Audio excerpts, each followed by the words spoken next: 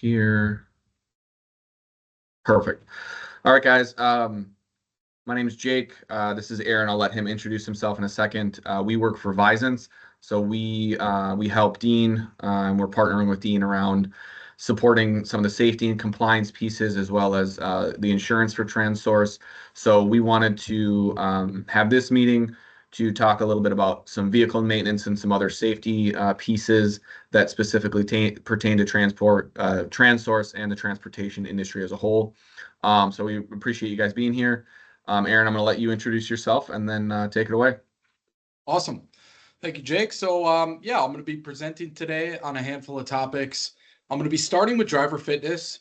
Driver fitness, not literally, how fit you are. It is a term CSA uses to describe a certain basic category of driver fitness related violations. That would be things like not having a medical card or not wearing corrective lenses, driving a manual truck while having a manual restriction on your license, things like that. It's real short and brief, but I think it's really important because drivers, you get taught it in CDL school.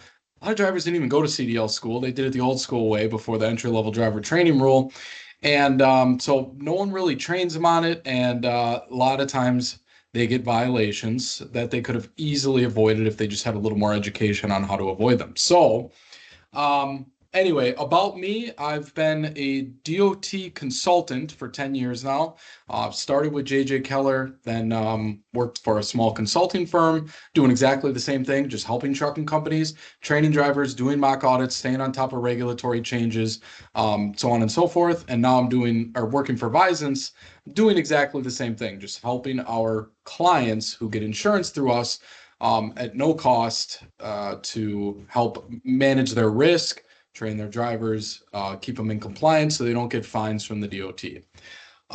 So going back to what I'm presenting, so I'm going to start on driver fitness. That's real short and sweet. Then, as Jay kind of alluded to, I'm going to be talking about CSA and the major changes they're going to be going through and how it impacts drivers. One of the biggest problems with CSA for the last, how long has it been around? 15 years. It started in 2010. Drivers never had a real skin in the game. They know, hey, if I get this violation, it hurts my motor carrier. Sure, my boss might yell at me, but I could just get a new job and whatever, That's not the case. These violations follow you around for a long time. You do have skin in the game, and I'm going to show you how exactly. And then finally, I'm going to end with my training solely dedicated towards preventing vehicle maintenance related violations. Vehicle maintenance is one of the basic categories under CSA, and it is easily by far and away the most painful for motor carriers and drivers alike, because the state patrol is all over the most minuscule things while you're going through the scales. They follow CVSA, that's compliant, or Commercial Vehicle Safety Alliance, CVSA's North American Inspection Standard. All the state patrol does, and that standard is ruthless. Let's just be real. I mean, they're going through trucks with a fine-tooth comb and they write everything up. So I want to talk to you guys about how to get in front of these problems with routine PMs, with good pre and post-trip inspections. I'll get into some real specifics on how to do these special kind of inspections that can really get in front of a whole bunch of problems that you really would never be able to see just with your naked eye walking around the truck. So with that, I'm going to go ahead and kick it off again, starting with driver fitness. Let me go ahead and share my screen here. Okay, avoiding driver fitness issues. So I'm just going to go into each kind of section on ways in which you can get driver fitness violations and how to get in front of them. First, remember to update your medical card with the state if you are a Tier 1 driver. Tier 1 is non-accepted interstate. It's something that you have to do every time you go to the DMV for anything license related. You got to fill out that form certifying your tier of operation. Not accepted interstate means you are not accepted from the medical card requirements. And then interstate means you travel outside of whichever state you're based in, Wisconsin. So all of the states are required by the federal government to keep track of drivers' medical cards for those that certify as tier one non-accepted interstate. The only way the state's going to keep track of it is if you give them your med card. And you have multiple ways you can do this. You can either upload it online, you can have your employer upload it online, or you can bring it to the DMV in person. I recommend the last one, bringing it in person. It's going to be the fastest, and you can really make sure it's done right. Uploading online has had problems, just to keep it short and sweet. It's not been as consistent of a method, but it is really convenient because nobody likes going to the DMV. So use your discretion on which one is the best option for you. Remember to always carry your medical card on you if you are a tier 3 driver. So tier 3 is non-accepted intrastate. If you're a driver that stays within Wisconsin, you are well within your rights to choose tier 3 unless your motor carrier has a problem with it for whatever reason. But tier 3 again is not accepted intrastate, meaning you would stay within Wisconsin, but you are not accepted from the medical card requirements. Because you would be intrastate, states don't keep track of your, states don't keep track of your medical card because the feds only require states keep track of tier 1 guys. So in order to prove to a state patrolman that you're medically cleared, you need to be able to show them that medical examiner certificate that you get every time you get the new med card. So that is not true for tier 1. If you are a tier 1 driver, you technically do not need to have your medical card on you. The state patrol can pull it up on their computer. Now that comes with a caveat. If you are coming directly off of a recent appointment, the state might not have you in the system yet. They give you 15 days to have that thing updated. So in that grace period, carry your new medical card on you. But after that, you don't need to worry about it. Once you know the state has your medical card info, you are good, and you don't need to carry it on you as a tier 1 guy. But tier 3, you got to have it on you. Understand and select the correct tier of operation. So I took 2 snippets of motor vehicle record. This is something that a motor carrier would see when they run an MVR on you. When you certify as tier 2 or tier 4, accepted interstate or accepted intrastate, that would mean you're accepted from the medical card requirements. And that could be for one of 2 reasons. Either you are in a accepted industry. The feds and the state list a whole bunch of accepted industries that would allow a driver to operate without a med card. I'll give you a couple examples: hauling military equipment, fire trucks, tow truck for emergency personnel. Those would be some examples. The only other way you could select accepted interstate or intrastate is if you're grandfathered for medical purposes. This would mean that you had your CDL before July 29th of 1996. You can drive without a med card if you meet this criteria and you stay within Wisconsin. This is a state statute only. The feds do not recognize it. So that if you certify as accepted intrastate, tier 4, you want to make sure that on your med card, this isn't going to pop up. The DMV doesn't do a good job of telling you that you actually are grandfathered or not. So this will pop up, which means you can't drive unless you're operating for an accepted industry, which again is like less than 1% of all transportation operations. You want to make sure your med card says this, grandfathered. That would mean then that you don't need a med card because you've had a CDL long enough. So bear that in mind. I think most of you are probably going to be interstate anyway, so this isn't even all that relevant. But just in case you get a different job down the road and you're going to be staying within Wisconsin, you can get away with not having a med card if you've had your CDL for a really long time. Remember to renew your CDL and your expiring endorsements. There are 2 endorsements that expire. Hazardous material hauling, which is it's going to be good for 5 years, whereas your CDL is good for 8. And then your school bus endorsement is good for 8 years. It lines up directly with the renewal of your CDL. You got to renew both. The thing about school bus, you actually have to take a physical exam behind the wheel every time you renew that. So that's pretty simple and straightforward. Avoid operating without proper endorsements or against a restriction. Whole bunch of ways in which you can get in trouble for something under this umbrella. Whoops, pushed back by accident. Combination unit for Class B. Probably don't have to worry about that, but if you're a Class B, you cannot be in a combination. Hauling double or triple hazardous material or tanker without the proper endorsement. So a tanker would be if you're hauling liquid in aggregate of 1,000 gallons, where all the containers that are 119 gallons or more add up to over 1,000, you would need a tanker endorsement. If the container is under 119 gallons, it doesn't count towards the aggregate of 1,000, so you would not need a tanker endorsement. I hope that makes sense. And then hazardous material, basically think of it, if you are hauling something that requires placarding, you need a hazmat endorsement. And that comes with the exception of Class 9. You don't need a HAZ endorsement for Class 9 miscellaneous. And then double or triple, that's pretty obvious. If you're hauling a double or triple, you're going to need that endorsement.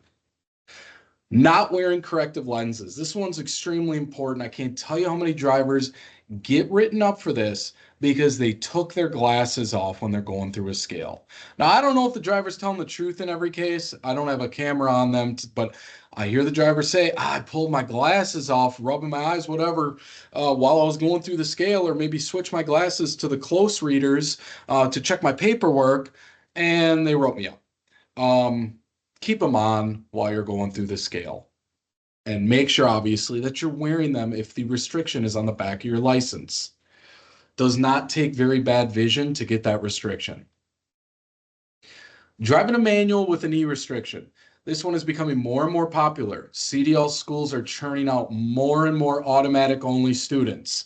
And so as we see manual kind of going by the wayside in the industry, 90% of trucks now are automatics. You want to make sure that you are not driving a manual with that restriction.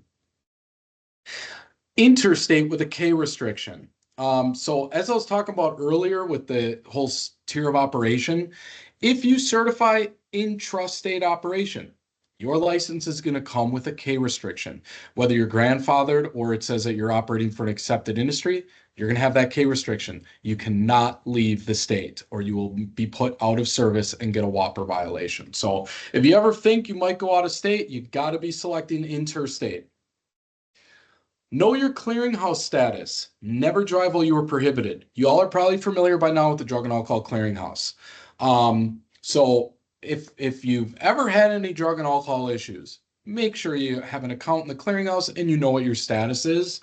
And ever since of November of last year, states are now suspending your license if you are in prohibited status in the clearinghouse. So you have two consequences for drug and alcohol violations. You get prohibited in the clearinghouse and the state suspends your CDL and you are responsible for fixing both. So make sure that you know what your clearinghouse status is if there's any question at all on that front.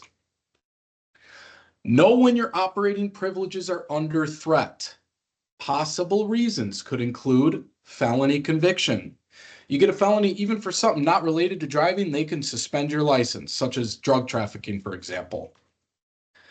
OWI or other misdemeanor offenses involving a vehicle. So if you commit a misdemeanor hit and run or something like that, they will suspend your CDL. Too many traffic violations, one serious traffic violation, or failure to pay traffic citations. So you really got to pay attention to, if you have moving violations, pay attention to how they're influencing your license status. One serious violation can get that thing suspended. For example, not stopping at a railroad track. And then, of course, too many violations gets it suspended. And then if you're not paying your tickets, they're going to try to get you to by suspending your livelihood. Failure to pay child support. I know this one sounds wild. I put it in here because I cannot tell you how often I see this. Drivers stop paying child support and the judge says, okay, well then you're losing your job. And they suspend the driver's CDL to really try to force that individual to start paying. So if you're not paying your child support, you could lose your job. So be sure to be paying attention to that. Failure to complete right-of-way course. So in Wisconsin, there are 6 different moving violations. That could create a right-of-way course requirement on your motor vehicle record where you have to complete Wisconsin's course in order to keep your license. So many drivers go, I didn't even know about that. They give you 90 days to complete it. That should be plenty of time. If you don't complete it, you're losing your CDL. So pay attention to that. Citations such as backing illegally, illegal turn, driving on the wrong side of the highway, failure to yield or obey traffic signals, all these things can get you enrolled in a right-of-way course. Know when your operating privileges are under threat. Oh, I'm continuing on. Violating an out of service order. So if you get an out of service order and you get caught driving that truck again without correcting the issue, that is a whopper. You could lose your CDL and you can get a fine in the many of thousands. So of course, never, never, never do that. Being designated as an imminent hazard. So the FMCSA has a program where they designate drivers as imminent hazards and they are not able to operate on public roadways in all of America.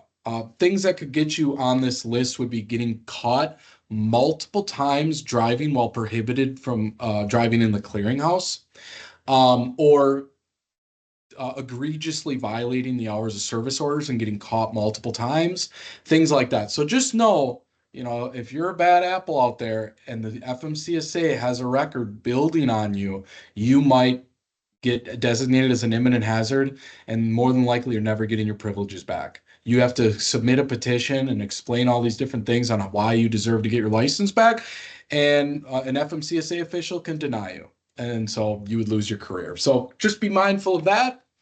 I do have a section for non-CDL CMV drivers between 10,001 and 26, but that's not applicable to you guys. So I'm going to go ahead and move on. So let's talk about the CSA prioritization. That is the term for the new CSA program that the government is rolling out. This program is going to come with a ton of different changes. Just to give you one big one, you know how all different violations come with a different basic weight. Like, let's say you're driving on a tire that's less than 50% inflated. That's a 10-pointer, and it's an out of service, so you get 2 additional points. Whereas having a license lamp out is a 2-pointer, real small one. They're getting rid of that point system, and they're going to have every violation is 1 point, unless it is an out of service worthy violation, then it's 2 points. And I kind of like that because it seemed like the point weight on each violation was so arbitrary, rarely matched the actual severity of the violation and what kind of public safety impact it has. So I really like this new program. But that's not the most important one change-wise when it comes to drivers. I want to talk about which one is. Splitting vehicle maintenance violations. So they're going to have vehicle maintenance general and vehicle maintenance driver observed. And just to back up, this CSA prioritization is very likely going to pass this year, probably before June even. They said on the next Federal Register, they're going to give us an official date on when it's going through. So now the Trump administration might change that, but I really don't see why, because of course the administration right now is concerned with relieving regulatory burden on the industry. And I think CSA prioritization does that. So it would be kind of nonsensical to not pass this and keep the old program, which is more burdensome. But anyway, going back to this. So I like to call vehicle maintenance general. I call it vehicle maintenance motor carrier / mechanic's fault. It's all the violations related to vehicle maintenance that would really be pinned on the motor carrier and mechanics. Something the driver could not reasonably have observed as part of a quality pre and post trip inspection. Whereas vehicle maintenance driver observed is, of course, everything the driver should have reasonably observed. So let's talk about what kind of things the DOT has deemed to be kind of the motor carrier mechanic's fault versus the driver's fault. The driver observable violations really are all things lights and reflectors. And that's for good reason. You can see the lights and reflectors. You should be able to get in front of violations related to those. So inoperable required lamps, brake lights, turn signal, reflective tape, that the DOT red and white conspicuity tape, as it's often called, that all is going to be driver observed, deemed to be the driver's fault. All things tires and most things rim, wheel, hub.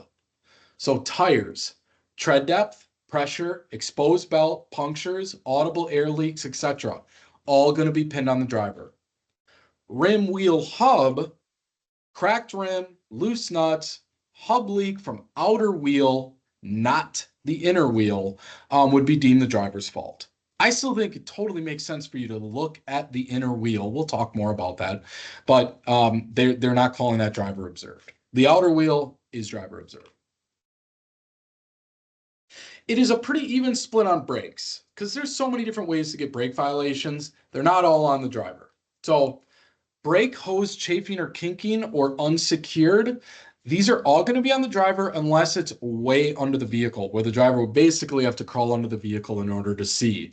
They're going to pin that on the mechanic because the mechanic's the one under the vehicle. They should be seeing that, so they're going to call it vehicle maintenance general. Audible air leaks, these are going to be on the driver.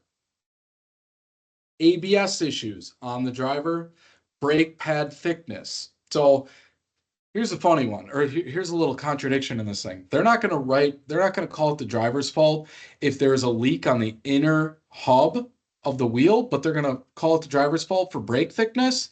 Well, if you're looking at brake thickness, you're going to be able to see a wheel seal leaking on the inside of the tire. So you really got to be observing the inside of the tire, long story short. All things emergency equipment. Fire extinguisher missing or unsecured, emergency reflective triangles or flares. No one really uses flares anymore. Make sure you got those 3 reflector triangles. Spare fuses. Got to have at least one size fuse for all size fuses that your truck takes, amp-wise. So huge change. And like I said, all of these violations are visible. And I want to show you how. So the DOT created what is called the Pre-Employment Screening Program, PSP for short.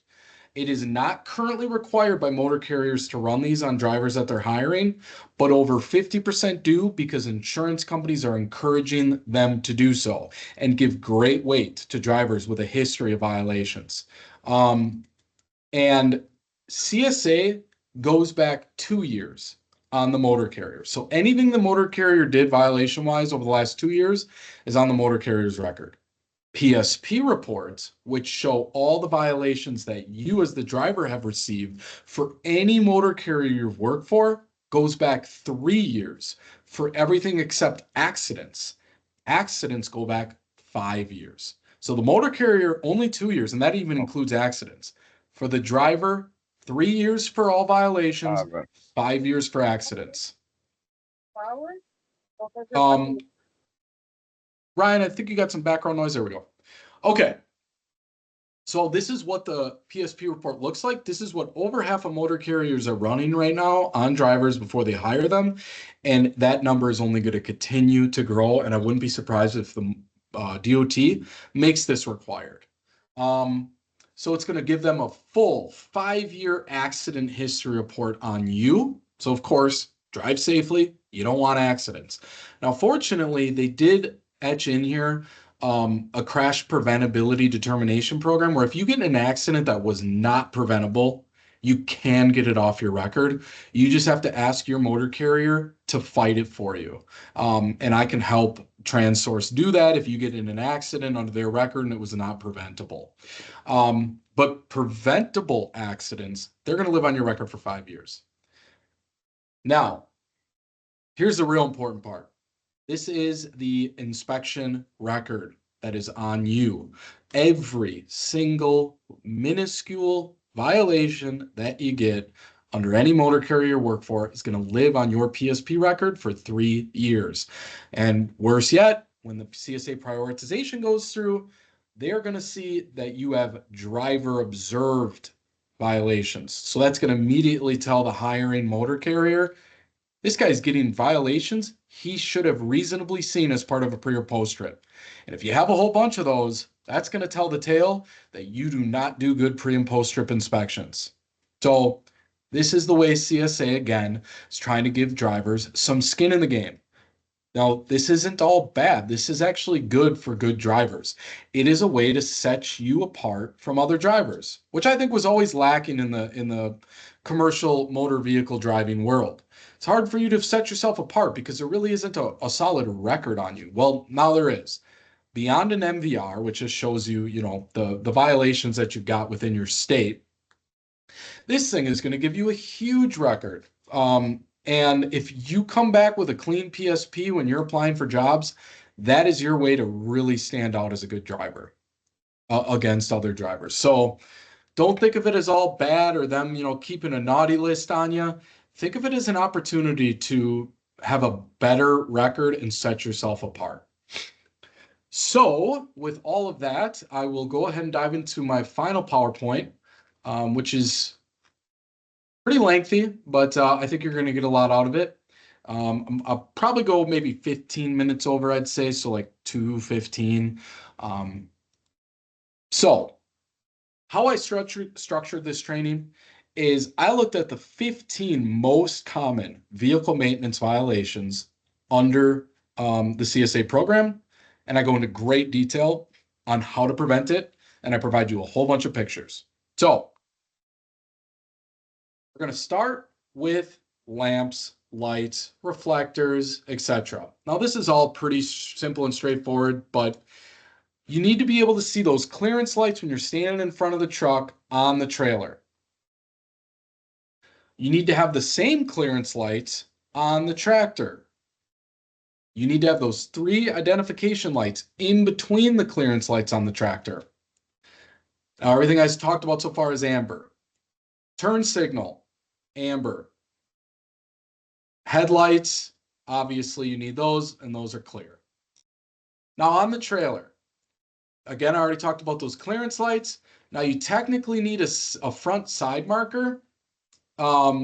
Now the DOT is pretty cool with trailers that put that amber light sort of on the corner, so they just have one. And if it's visible from the front and visible from the side, it basically counts as both. But a lot of trailers you'll see actually do put an amber marker light and clearance light on the both corners. You don't need it down here. It's optional to have it down there. No manufacturer puts it down there. They're always putting it on the top. You need your intermediate side lamp, and most manufacturers are putting that on the top, and that's amber. You need your rear side lamp. That is always going to be red, and it's always on the bottom. And then you need conspicuity tape, that red and white DOT tape going down the side of the trailer. At least 50% of the trailer needs to be covered. That's why you see it kind of in sections. If you add that whole, all those sections up, it's 50% of the length of the trailer.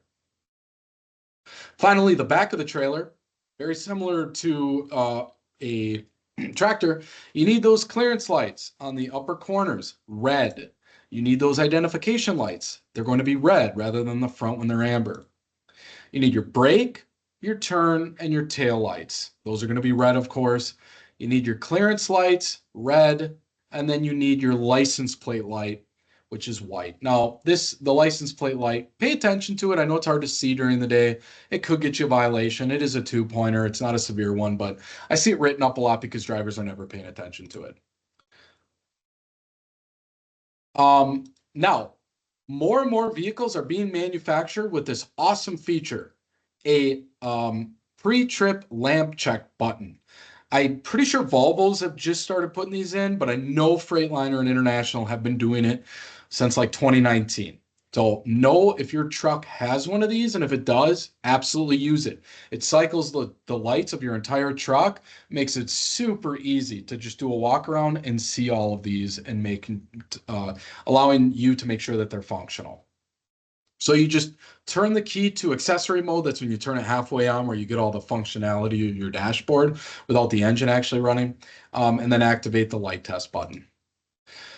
So finally, I want to talk about brake lights. Brake lights are going to get you an out of service violation, and I can't tell you how many drivers just write off brake lights and go, I don't have a helper. It's daytime. I can't really, like the old school way of backing your truck up to like a wall so you can see if they turn on. It's hard to do during the day. So they go, I'm not going to check them. Boom, they get an out of service violation, which is a 10-pointer plus 2 points, 12 points. It's considered driver observed. Horrible to have on your record. Check your brake lights. And it's not that hard to do. I'm going to show you a real quick video showing two methods. Jake, let me know if you can hear these. Well, can you hear the guy talking? Okay. Well, either way, it doesn't matter if you can hear him or not, just watch.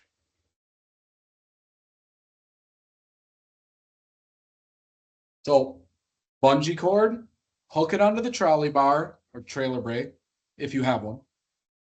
Pull it down and attach the bungee cord to the step. Your trailer brake lights are going to come on. Or get yourself a pry bar, pin it against the chair, drop the chair. It's going to press the brake. Then go into the back of the truck and make sure that your brake lights turned on.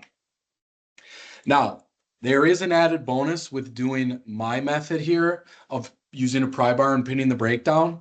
It'll add air pressure to the entire braking system, which while you're walking around the truck will allow you to hear audible air leaks, which you wouldn't hear if there was no PSI applied to the brake system. So that is an added bonus. You do get it with the trailer when you're pulling the trolley bar, but you don't get it with the tractor. So you would be able to see or hear a possible air leak in the tractor when you're doing my method with the service brake. Check your hazard lights. So a lot of people neglect this one, but the DOT, when they're doing their North American inspection standard check, they're going to check your hazard lights work. Now, hazard lights are not an effective method to ensure your brake lights are working. They run on different systems. So if you turn your hazards on and go see that your brake lights are blinking, that doesn't mean your brake lights are going to work when you push the service brake. So remember that, and don't try to do that method to check your brake lights. Check your bobtail lights. A lot of people get written up for these because they totally forget about them because they haven't bobtailed in forever. These things are required to be functional, even if you're attached to a trailer. Do I really agree with that? No. They're not that beneficial when you're attached to a trailer, especially a trailer that has a blinker light on it.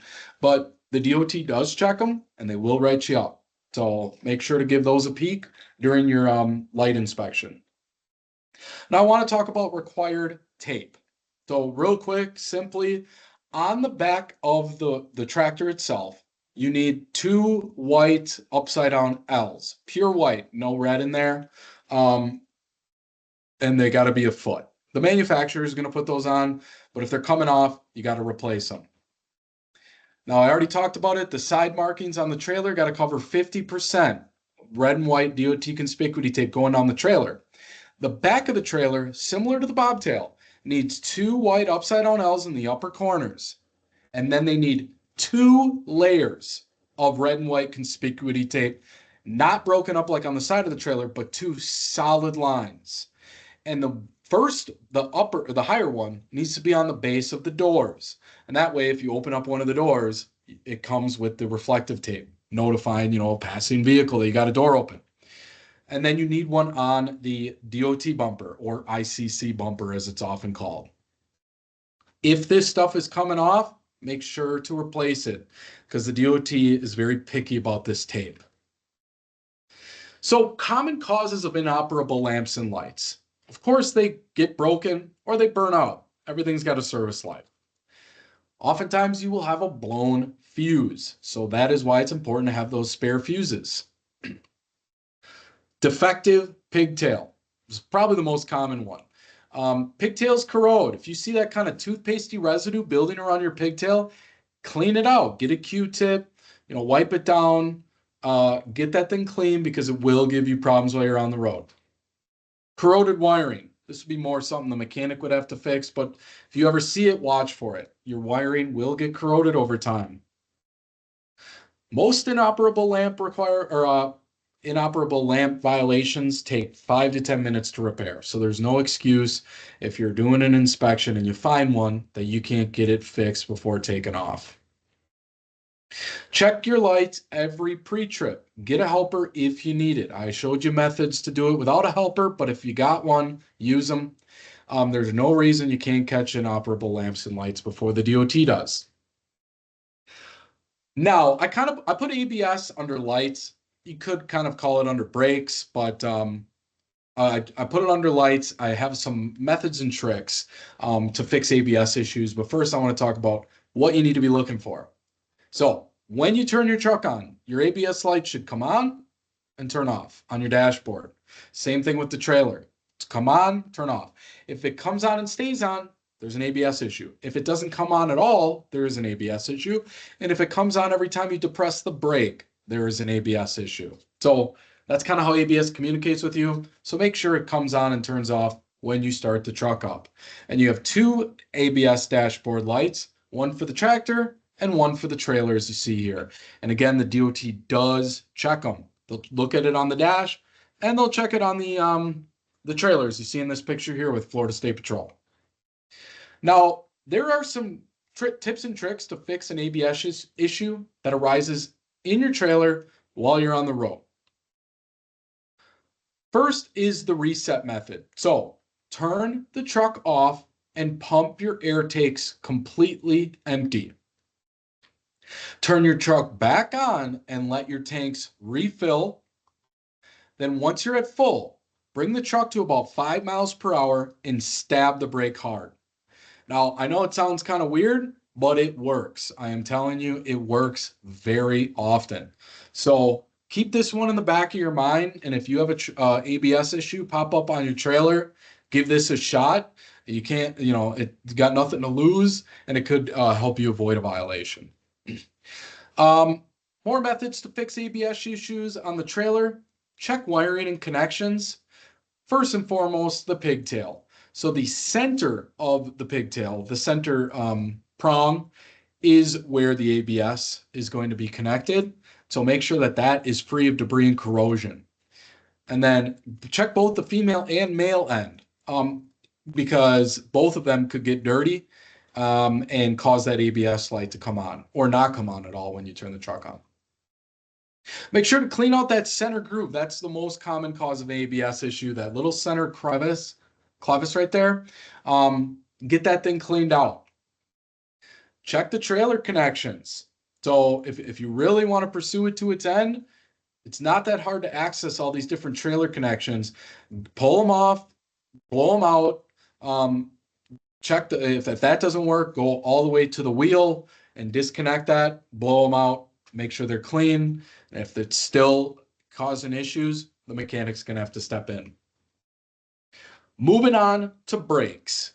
Really, if you haven't been paying attention so far, please pay attention now. Brakes are by far and away the most important thing on the road because they can get you in the most trouble. And of course, they can cause the biggest accidents if they're malfunctioning. So DOT is all over brakes. Every single year, they have a week where they blitz brakes in August.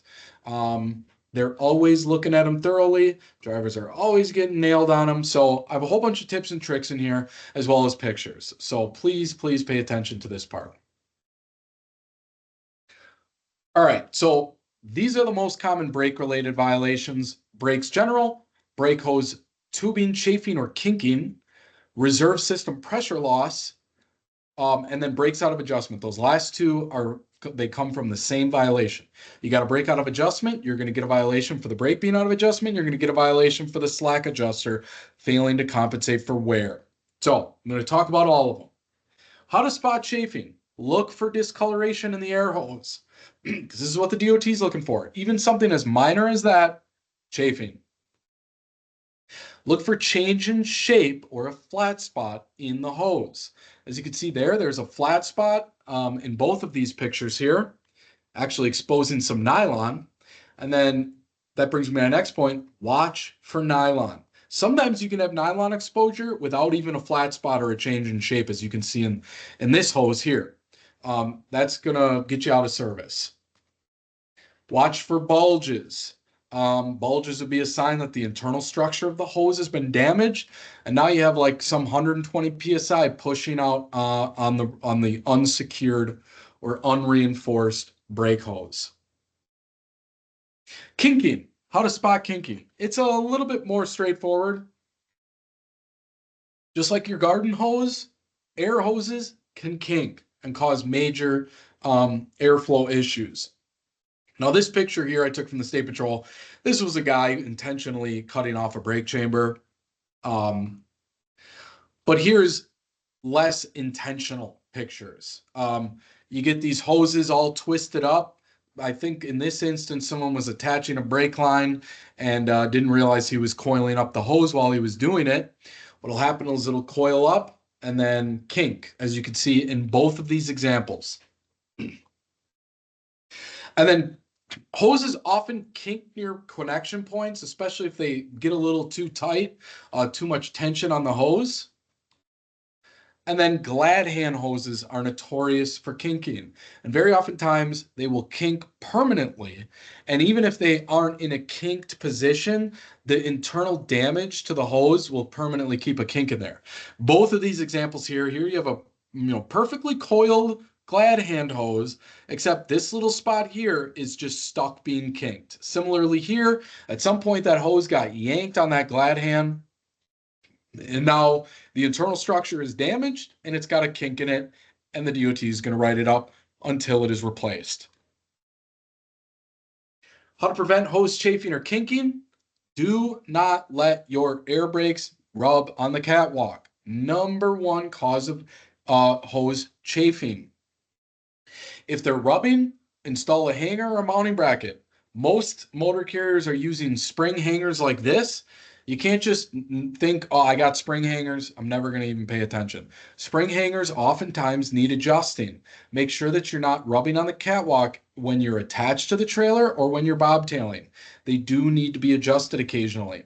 And then a lot of carriers will use mounts. Some use spring hangers and mounts to really make sure they're not rubbing on that catwalk. Wiggle the lines. Check and make sure they're not touching anything. If they can touch something, use spacers, loom, and or rubber wrap to protect them. There's no limit to the amount of spacers, loom, or rubber wrap that you're allowed to use. Rubber wrap is great around the glad hands hoses. And then loom is great around any point in which you think the hose is going to be touching something. And then spacers are great to keep hoses separate instead of, nailing each other. Inspect and correct as soon as you see an issue. Don't let the issue get worse, or don't hang on or keep the issue around, and then all of a sudden you go through a scale and they bust you for it. Now, moving on to brake adjustments. So I want to back up a little bit and explain what the heck a brake adjustment is.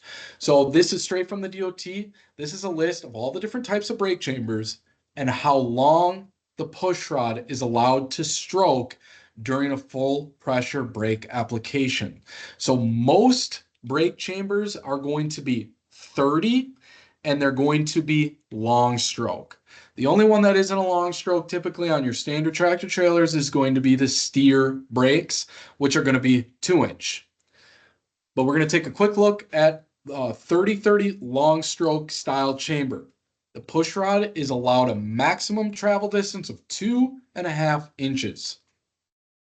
Well, how do you figure out what your specific brake chamber is if you aren't sure if you have a 30-30 long stroke? Well, they conveniently post that maximum stroke length right there on the brake chamber. As you can see here, type 30-30, 2.5-inch stroke length. Now, there's multiple ways to measure the brake chamber the push rod stroke length.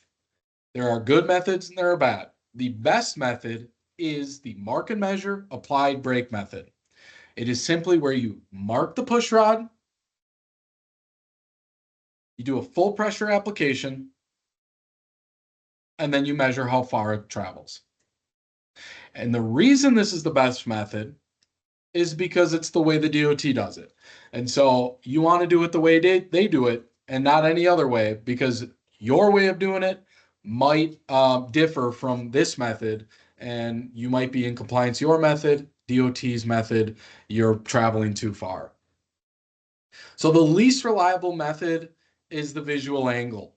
This is where you do a pressure stroke or you do a full pressure application. You go, slack adjuster, push rod, they look to be around 90 degrees. I think we're good.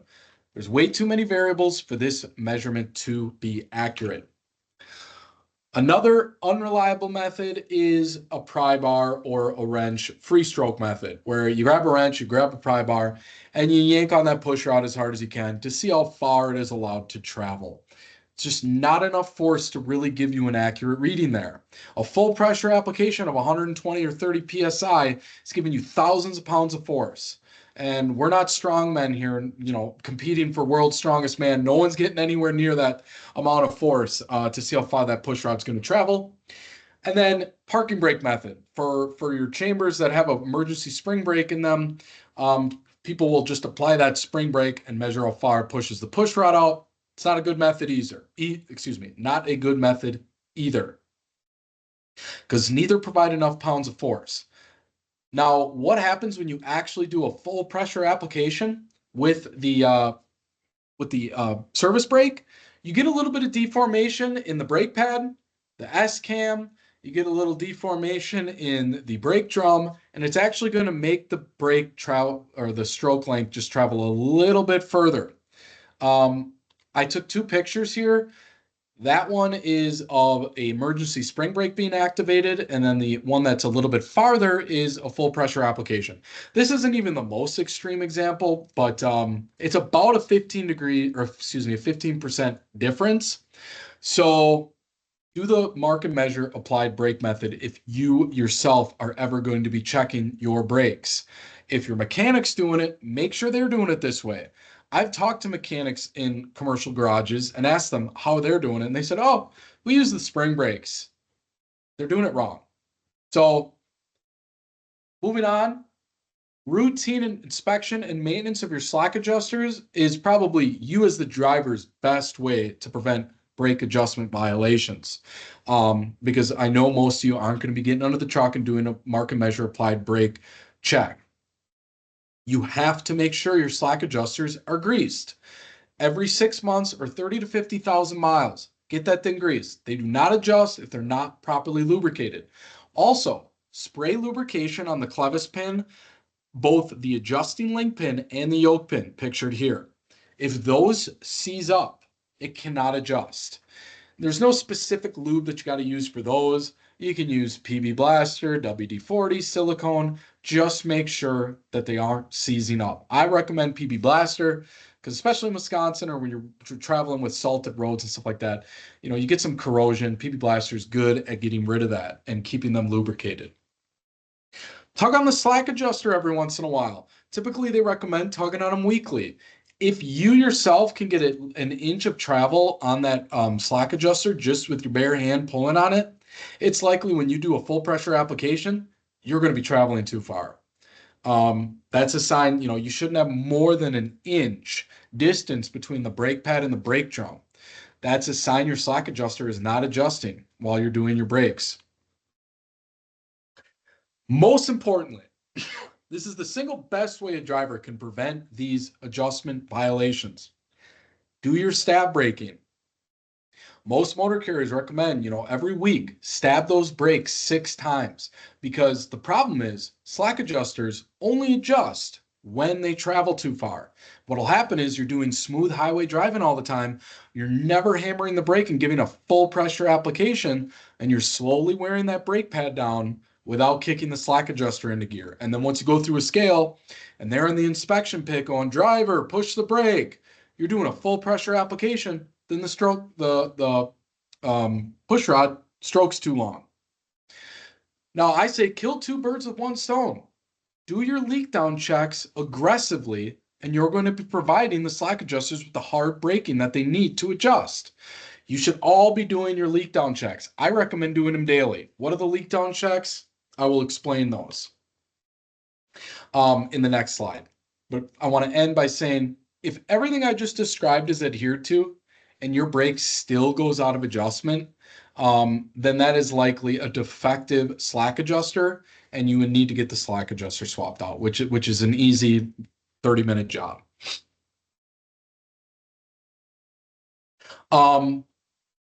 Okay. Well, we're going to talk about leak down checks in a few slides. Now, I'm moving on to system pressure loss. So that's why you would do your leak down checks, is it's the best way to detect if your system is losing pressure. Where does your system lose pressure most commonly? Poor glad hand seals. Glad hand seals, they're open to the weather conditions and they corrode quickly, especially with these rubber ones that are out there. That's why I recommend buying the polyurethane. They're more resistant to weather conditions. The rubber ones corrode faster. I know they're cheaper, but it's worth getting good ones. You should replace them yearly or whenever the airlines are replaced. Carry an extra one in the truck. It's very easy to change, which I'll show you in a sec how to do. I also recommend getting the pie cut or mesh style ones to prevent debris and other things from getting in the airlines. So I can't tell you how many stories I've heard of like a big chunk of dirt getting in the airline and causing an issue, or a spider getting in there and building a big web and causing issues. There's no reason why you can't just protect against that by buying the little bit more expensive ones that stop things from getting in the airline. They make polyurethane mesh cut ones, like this one right here. So you're going to be firing on all cylinders, more weather resistant, blocking stuff from getting in the line. So all you need is a flathead screwdriver, or it doesn't matter. Pull it out, and then just with standard pressure of your hand, you can pop that sucker right back in, a new one. Super easy. So again, I recommend carrying an extra in the truck to prevent that, because the DOT will put their ears against those couplings, and if they hear a little hiss, you're getting written up. So more system pressure loss causes moisture or contaminants in the air brake lines. So especially in freezing temperatures. So you got to ensure your air dryer cartridge is replaced roughly every 200,000 miles or every 2 years. Purge the air tanks, especially during this time of year, to drain that moisture. If you see excessive moisture pop out of there while you're draining it, it's a sign that your air dryer needs replacing. Avoid using airline antifreeze. It can damage the internal seals of your air brake system. Not a good product. So more causes of air pressure loss in your system. Bad repairs. So all of these are out of service violations. You cannot do any of these. I stole these pictures from the State Patrol. So repairing a leaky airbag with some duct tape, using a male-to-male end connector on a severed brake line hose, or using a different diameter hose to finish off a brake line. The brake line has to be uniform from connection to connection. And I just threw this one in here for fun. That's just hilarious to me. Someone used a padlock to connect a slack adjuster to the push rod. The DOT sees all sorts of wild stuff. You're in charge of your unit. If you see that mechanics did a bad job on a repair, bring it up. I can tell you, it's happened 3 times in just the last few months. I've given this training to a team of drivers, and they said, my truck has one of these on it right now. You're really telling me that's an out of service? I'm like, yeah. Or they have one of these here. So if your truck has one of those, you got to switch it out. So moving on, more system pressure loss causes. Normal wear and tear. Brake lines and connectors, airbags, brake chambers, purge valves, governors, they all have a service life. So you need to be paying attention to when those service lives are coming due, or when they're showing signs of faltering, and get them swapped out. Troubleshooting air brake issues as soon as they arise can be the best way to catch parts from reaching their service life end. I recommend printing out and adding to the cab of your truck a troubleshooting cheat sheet.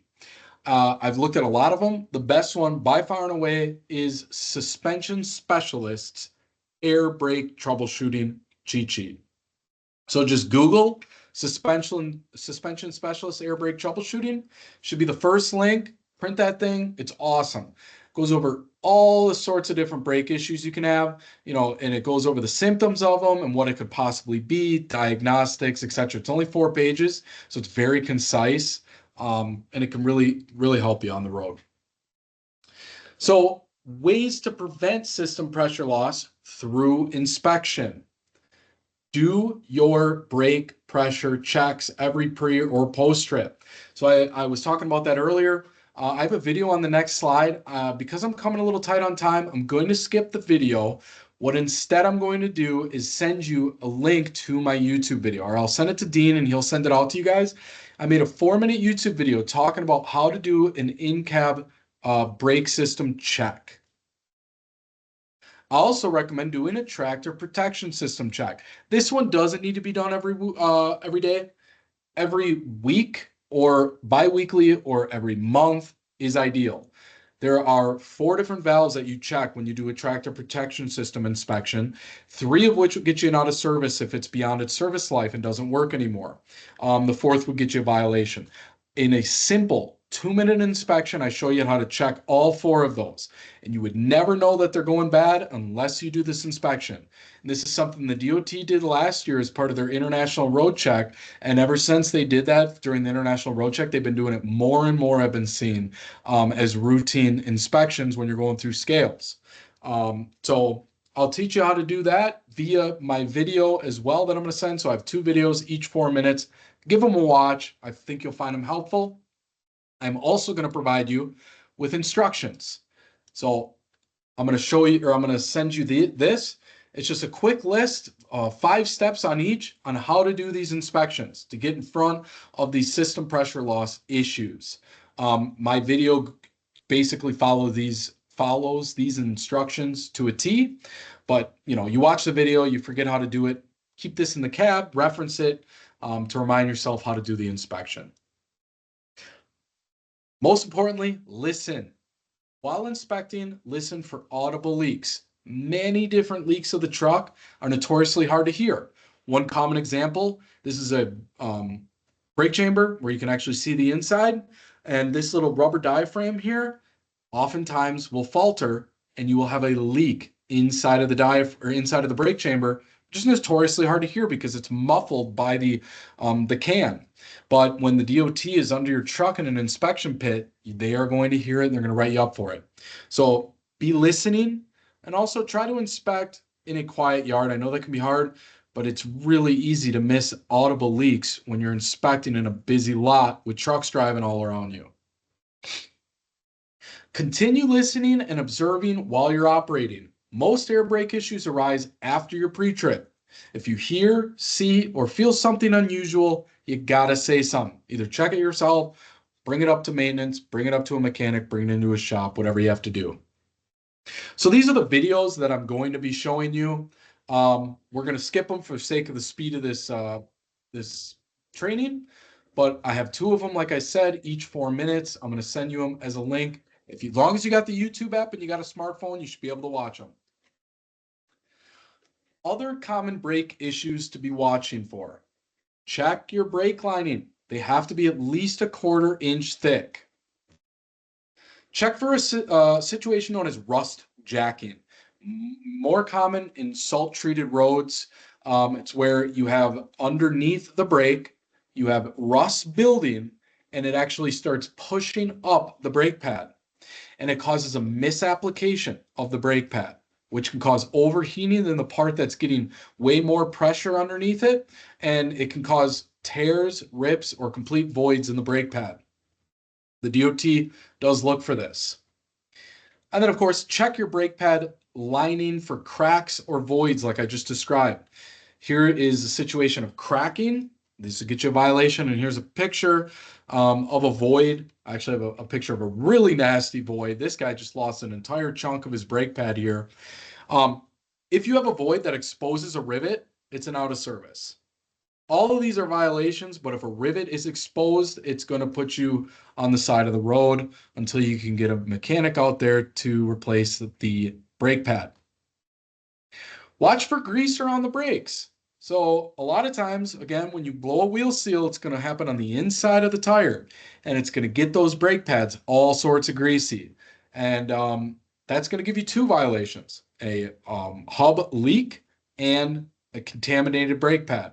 Of course, brakes don't work as well if they're covered in lubrication, so be watchful of that.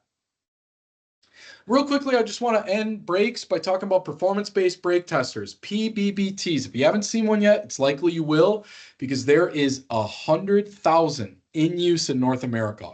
They're either hardwired inside of an inspection station or they do have mobile units like you can see in this picture here.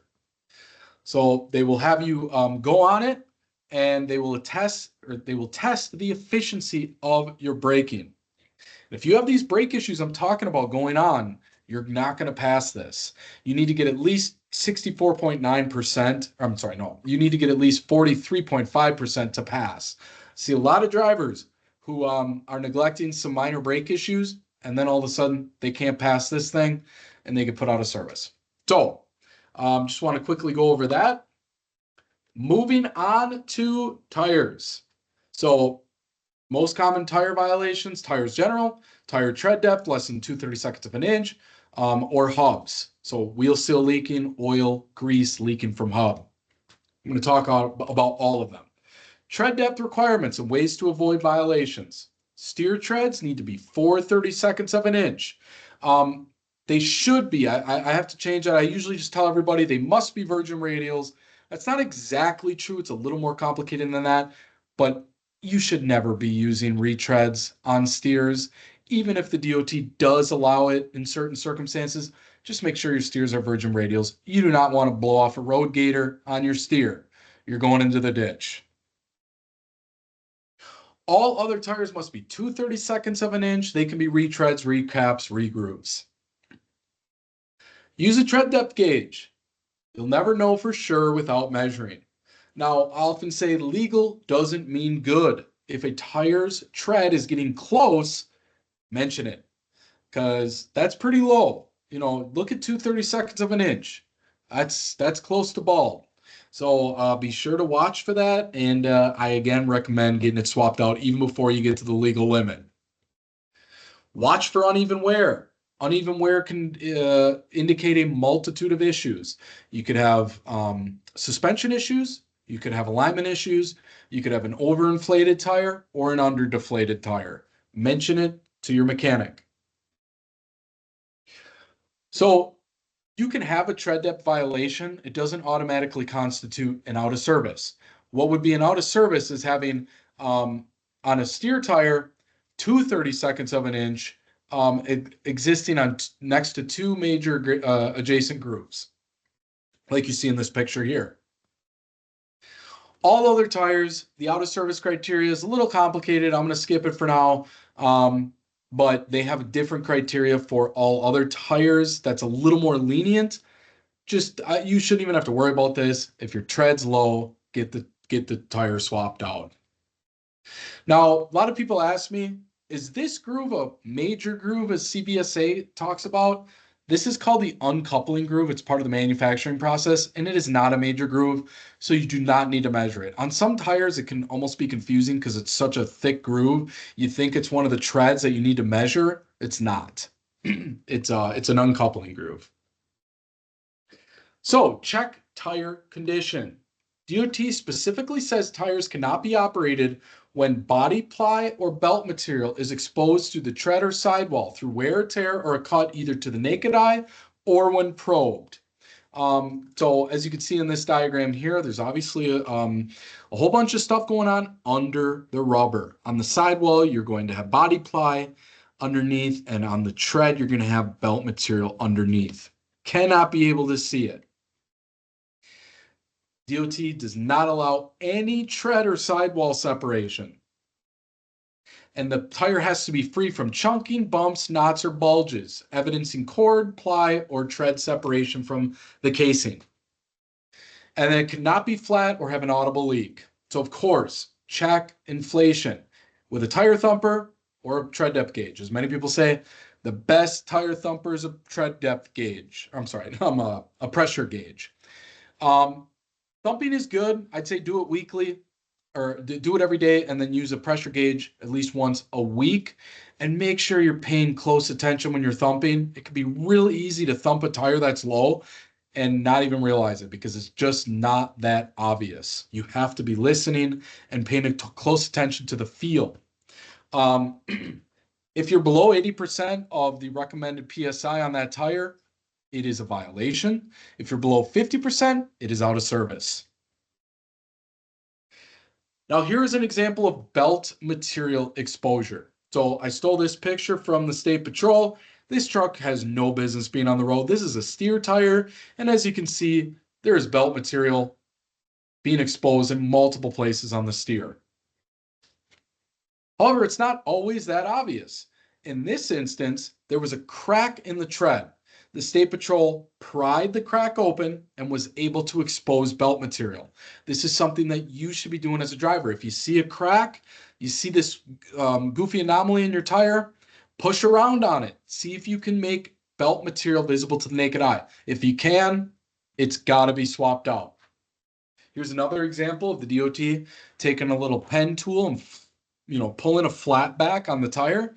Oh, they can see belt material, which looks like denim jeans, but white. You're going to be out of service.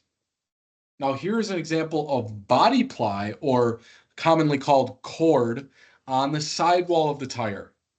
So it looks like, thick cords. If you can see that, got to get that tire replaced. So be a sign, you may be rubbed up against something real hard and abrasive, and it ripped the rubber off, an exposed cord.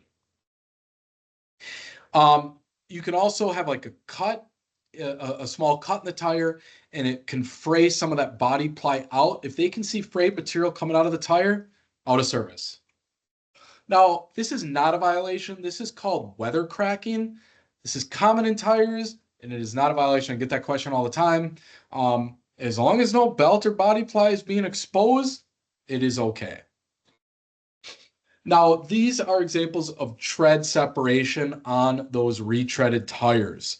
This is like where, you're a few miles away from throwing a road gator out on the side of the highway. This is an obvious example of tread separation, but it's not always this obvious. Here's a little 3-inch tread separation on the inside of a dually. Got to be looking for this stuff because it's going to get you out of service. Here's another one where the DOT could kind of tell that the seam on the retread was kind of thick.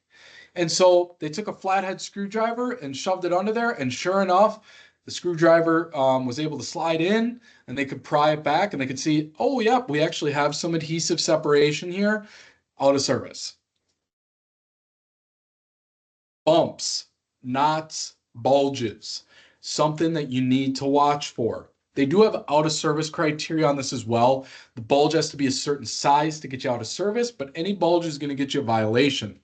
It is a sign that you damaged the body ply material under the tire, and now you have 100 PSI pushing against unsecured rubber, causing a bulge. It's going to be way more likely that you're going to get a blowout if you're driving around with a big bulge in your tire. So if you see one, bring it up to maintenance, get that tire swapped out. I don't have a picture for this. I want to add it, but there is this blue triangle that the manufacturer will put on a bulge to notify CVSA or the state patrolman that that tire has been fixed and you should not be concerned about the bulge. The manufacturer who originally made the tire might put the blue mark on, or the manufacturer who did the retreads. Either way, that's their certification. It's been corrected. So if you see a blue triangle, just, a small 1-inch blue triangle next to a bulge, you can neglect the bulge. Additional things to check for: objects stuck between dualies. This can create a deadly situation. So if you're a driver that's going through areas that might have rocks or other things that can get stuck in the dualies, give them a check. You could save a life, for real. And they'll give you an out of service violation for that as well. Watch for major punctures. The DOT is pretty lenient about small punctures, little nails and whatnot. As long as it doesn't have an audible leak, they're going to say, hey, get that fixed, get it plugged, but we're not going to write you up for it. But a major puncture, you're going to get an out of service. So be watchful of major punctures. You can have major punctures that are still holding the PSI within the tire. So got to be looking when you're doing your tire inspection, the actual tread of the tire, watching for those punctures. Overburdened tires, very common violation. familiarize yourself with the weight capacity of the tires and ensure your load does not exceed it. Checking your load when possible to ensure it's spread reasonably can help avoid exceeding the weight capacity of the tires. You also have the option, if you have a trailer that has a sliding tandem, to slide that tandem to distribute the weight. Usually the rule of thumb is every pin that you slide the tandem is going to alleviate or add 250 pounds to every tire per slot you move it. Rim condition. Got to be checking the rim closely. Got to watch for cracks. Your rims do crack decently often, and it is notoriously hard to see because it's like a little hairline fracture, but the DOT knows to look for these, and it is an automatic out of service violation. And of course, it is a very dangerous situation to be driving on a heavily cracked rim. Here's an even harder example to see. I stole this from the Iowa State Patrol. They have a Facebook page. They like to post pictures. I'd encourage following them. That just looks like, a little dust. But if you look closely, it's actually a crack. So be watchful of that. Be watchful for a dust anomaly on your truck if your tire's a little dirty, or your rim, or a little hairline fracture. Elongated bowl holes. DOT's looking for this. Could be a sign that your rim is a little bit loose and it's wearing down the bolt hole in the rim. Nuts, bolts, or washers shall not be missing or loose, so be watching for that. I encourage getting tightness indicators. Those are an easy way to tell if you got a loose nut. Watch for rust streaks as well. As you can see in this picture here, you got some rust streaks. All of these nuts were loose. It's a sign that water is getting behind the washer. Or you get that dry powdery rust. I stole this from a video of the State Patrol. That's actually a heavily loose washer, and it really rusted out and created all this powdered rust streaking away from it. Now, tightness indicators aren't perfect tools either. Sometimes your washer can rust so badly that the nut is still tight, but it's not even making contact with the rim anymore. And that was the example here in this picture. All the tightness indicators look perfect, yet you had these rust streaks coming out of here. Well, the State Patrol reaches around and they can completely turn the washer. So, got to be paying attention to this stuff. Now, moving on to hubs. So look for oil when you're inspecting your tires. Here is a heavily obvious example of a major hub oil leak. If the driver drove with this thing for a while, he's going to be starting a truck fire.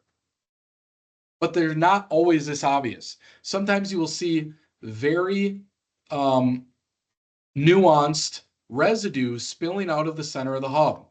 In this example, it's mostly dried, so it just kind of looks like smooth steel.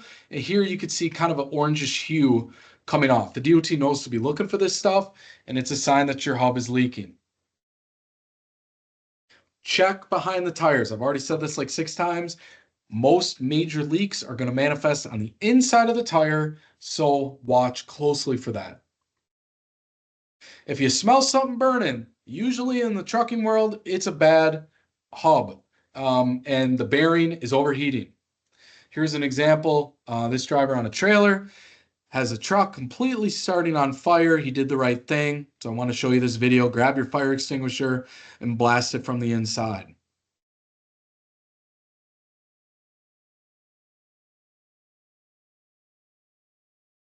So you can kind of see in this video, he's got a pool of hub oil right there. So hub oil is very important. Got to make sure you're at the proper levels. Most of your hubs will have sight glasses that will clearly have a full bar. Overfilling these things can cause a violation because when that oil heats up, it will spit out of the little pressure relief hole and then get all over your rim, and then the DOT writes you up. So don't overfill it. There is a fill line. If you don't have a sight glass, there's a picture of the fill line, having it right where it needs to be. If you don't have a fill line, you can just stick your finger in there, and it's typically the rule of thumb is your first knuckle. You tip your finger over, and you should just touch the oil. If you notice pressure pop out when you pull the cap off, that could be a sign that your the seal hole or the pressure relief hole is clogged. You can unclog it with a little pinhole, super simple. Make sure to pay attention to that because it's going to start spilling out eventually and then give you that hub violation for a leak. Replace, replace the hubcap with a sight glass if the seal is corroded or damaged. Inspect the oil. If your oil is milky, it's a sign of contamination. If it smells burn, it's a sign that your hub is overheating. Sometimes temperature indicators can be helpful. You can just Google it. You can buy them. They're cheap. They'll change color if your wheel, if the hub is overheating. Detecting a leak. First and foremost, look under the truck as part of your pre-trip inspection. See if there's any puddles left over from the night before. Pop the hood every pre and post trip. Oil leaks most commonly occur in the fuel pump air compressor connection point. It's the best picture I could get of it because it's kind of hard to see. The water pump housing. If you have a Freightliner, this is what it's going to look like. This thing leaks oil all the time. The rocker box lower gasket. So this is the engine block here, the rocker box, this gasket right here leaks all the time. Crankcase filter. In a Freightliner, it's on the passenger side behind the frame here. This is what it looks like. Filters your blow-by gas. This thing leaks oil very commonly. So just some things to check for under the hood on top of checking those wheel seals. I'm going to skip this part on the different oils and how to know which they are. I assume most of you guys know that already. I know I am getting towards the end here. I'm going to just blast through emergency equipment. So you need your 3 reflective triangles, 3 liquid burning flares, or 6 fuses. You need a spare fuse, at least 1 for every size fuse your truck takes, amp-wise. So be sure, don't neglect that fuse box. A lot of people will use a fuse. They'll never replace the spare. Then the DOT takes a look at it, writes you up for it. Fire extinguisher. Must be 10 BC for has haulers, 5 BC for non-has.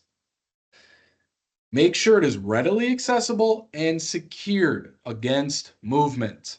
In this example here, can't tell you how many drivers get written up because they got the thing floating around their cab. It's got to be secured. Must be charged and UL listed. So you got to have the UL symbol on the back of the extinguisher, and the needle should be in the green. Now, I just have some other miscellaneous stuff in here. I'll just fly through it here. Make sure that your windshield wiper fluid is full and that the windshield wipers are operational and the wash fluid actually sprays out. A lot of times in these winter conditions, that thing is going to freeze.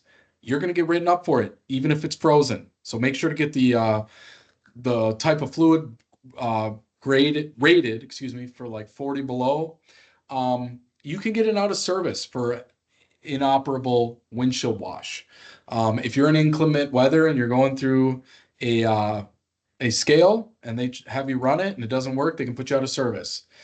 Sometimes washer fluid isn't enough to clean your windshields. If you're going through some real nasty stuff, have a means of cleaning your windshield off beyond just your wash. So have like a Windex bottle and a rag in the truck.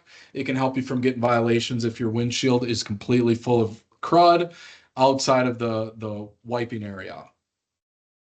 So I had some additional violation stuff to consider, but I've already gone 5 minutes over, so I think I'm going to end here. Jake, if that's all right with you. Does anybody have any questions? I am happy to answer them. No? Awesome. So I'm going to leave you just with a quick recap on what I'm going to send you. I'm going to send you that video on how to do your in-cab brake system check. So you're going to be, checking to make sure you have no system pressure loss, doing your leak down checks, making sure your emergency spring brakes pop out, your low pressure warning alarm comes on. You can check your air compressor, make sure it recharges quick enough, and then make sure that your emergency spring brakes are working. And then I'm going to give you the tractor protection system inspection. So 2 4-minute videos, 8 minutes. I'm going to send you the instructions on how to do them so you can keep them in your cab. Again, do the in cabs every day, and then do the tractor protection system at least monthly, because you're never going to know if those valves are past their service life until you go through a scale. And then while I'm at it, I'm going to send you my tire inspection video as well. We already went into great detail on tires, but I do a pretty good, I think, inspection. I do a demonstration where I have a dually and I thump them, and you can hear the sound difference. One's deflated and one is full, and a whole bunch of other stuff. It has about 50 pictures in there. So it's on YouTube. Everybody should have a YouTube app. And then feel free to ask me directly any vehicle maintenance questions that come up. When I send the email out, you'll have my contact information with it.